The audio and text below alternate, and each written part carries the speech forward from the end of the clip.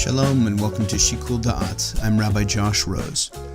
Friday night begins Pesach, and I want to do something a little different this week. If you're a regular listener, you know that usually I reflect on the Torah portion and bring some traditional sources to deepen our understanding of it. But today, I want to offer a brief reflection on magnificent and vital opportunity provided by and even demanded by Passover, which begins Friday night. We'll start way up in the heavens with a Kabbalistic concept, and then I'll try to explain how we might figure out how that plays into our Seder. Rabbi Yitzchak ben Shlomo Luria, Isaac Luria, or the Ari as he is known, was a central figure in the exposition of Kabbalah. He died in 1572. His teachings are passed down to us by his student Rabbi Chaim Vital. In a very important and holy book called Pri Ha'etz, or Fruit of the Tree, Vital writes that Pesach should be understood as a combination of two words, peh, which means mouth, and sach, which means speaking. So together, Pesach means something like the mouth that speaks. Now the Ari used this not to refer to the kind of speaking that I'm doing now, but rather as a certain level of spiritual consciousness. It is a very deep and subtle concept, and I don't want to discuss it in detail here, except to say that during Pesach, he says we have the opportunity to elevate our consciousness.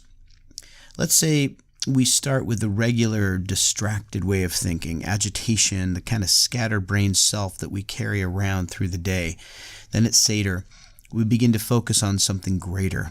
We look around and see our family. We relax and settle our minds to focus on the people we love and not just ourselves.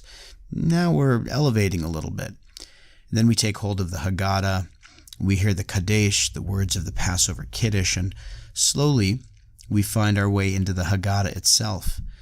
It tells the story of our people, what we went through.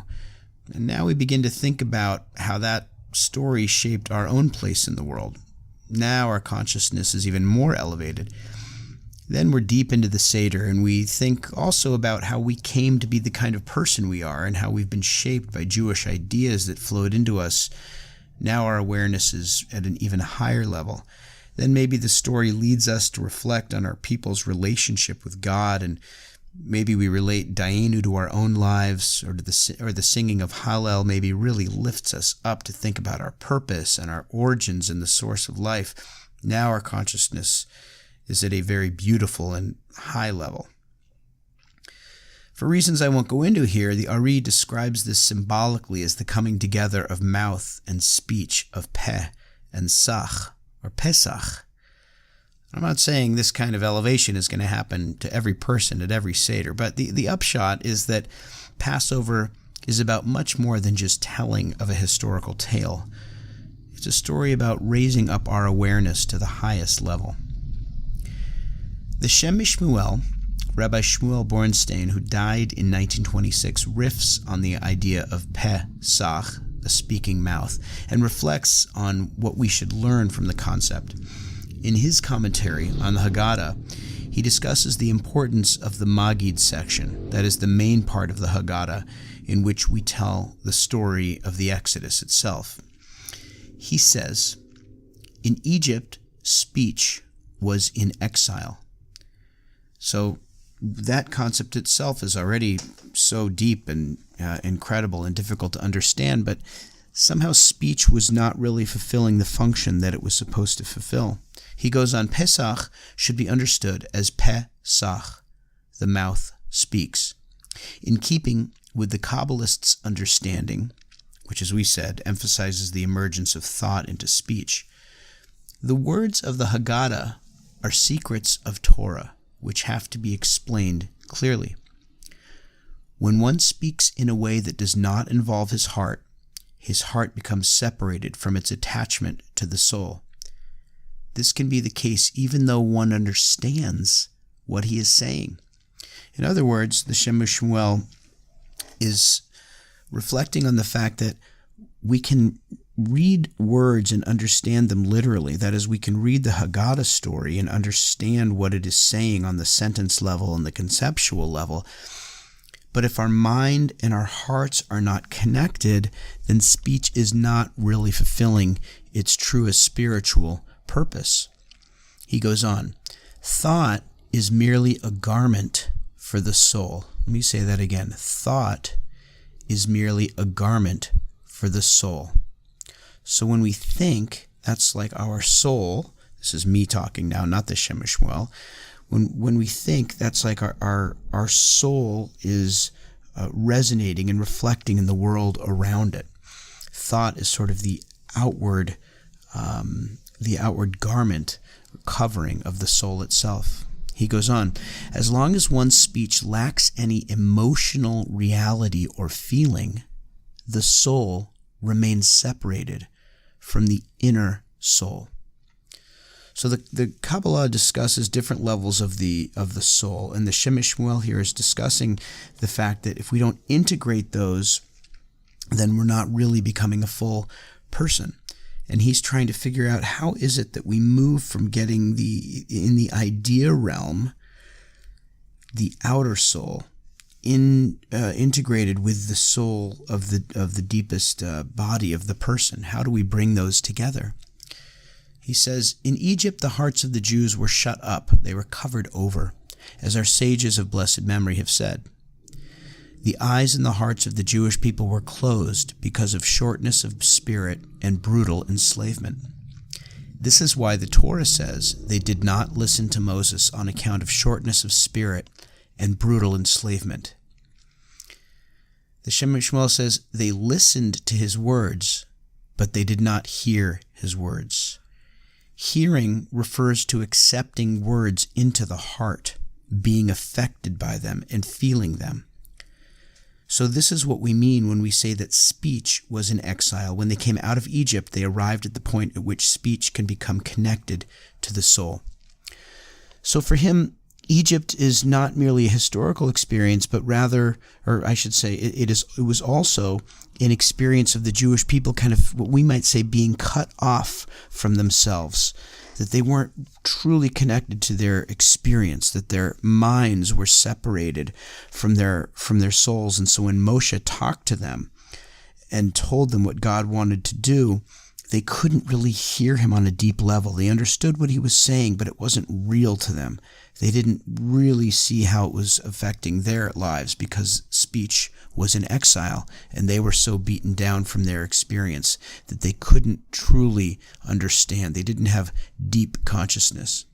He goes on, and when words come from the heart, they can enter into the heart.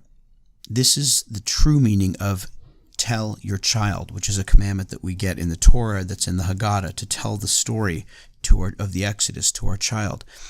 With your soul's emotion, you should tell it so that the words will enter into your child's heart, and it will be as though he, and we would say, or she, has seen it with their own eyes.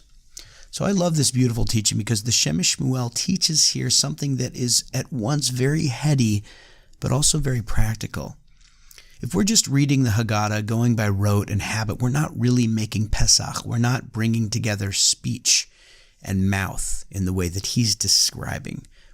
We're saying words, but on a deeper level, our thoughts are not attached to our souls, to our bodies, to our kishkas. We have to really draw on our own emotions and our passion to make the story come alive for ourselves and for our children. And in doing this, says the Shem Shmuel, when speech can become connected to the soul, then we actually bring peh and sach together. Then we have Pesach. Only then do we come out of exile.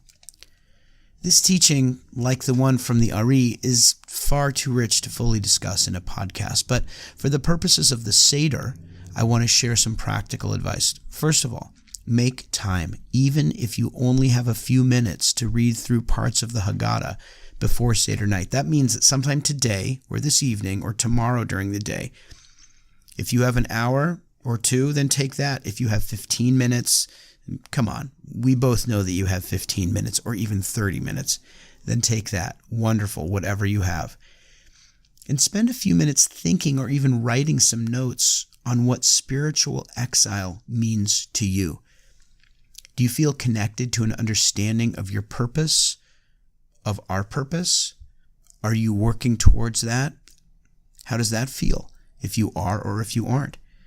Do you feel connected or maybe alienated from the Jewish world around you, from Jewish teaching? How about the question, what would make you feel more connected? How will you get there? Or try to imagine yourself into the Exodus story. Imagine the confusion and then the elation of coming out of Egypt when finally the world seems to open up and to make sense and to be just. Think about how our people's experience historically has shaped your story, or why our collective story resonates or maybe doesn't resonate with you. What is the spiritual exile that you are struggling with, the people you love are struggling with? That is, how is your heart broken, and what is it yearning for?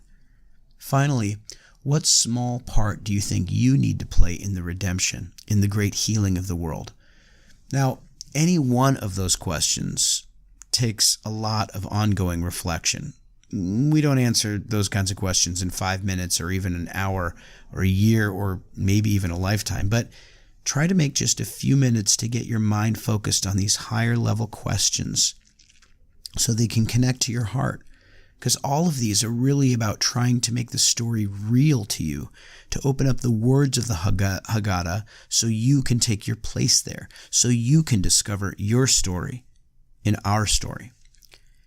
If you can do that, then you can tell your child. Then you can really teach, because then you too will really understand the depth of Pesach and its importance. You'll go from reading the Haggadah to living it, so to speak. Your words will radiate with a kind of inner holiness that comes from what is real and enduring. For the last couple of weeks, we've reflected here in this podcast on the power of Lashon Hara, of bad speech or slander. Passover offers the opportunity, as we discussed last week, to have a tikkun, a repair of the faculty of speech. Through the Haggadah, we have the chance to use language in a beautiful way, to learn, to connect, to elevate, to understand, to heal. My prayer for all of us this year is that we connect heart and mind to make Pesach real and find our way out of Egypt together again. Chag Kasher v'Sameach, a happy Passover to you and your family and to all of us. Talk to you soon. Thanks for listening.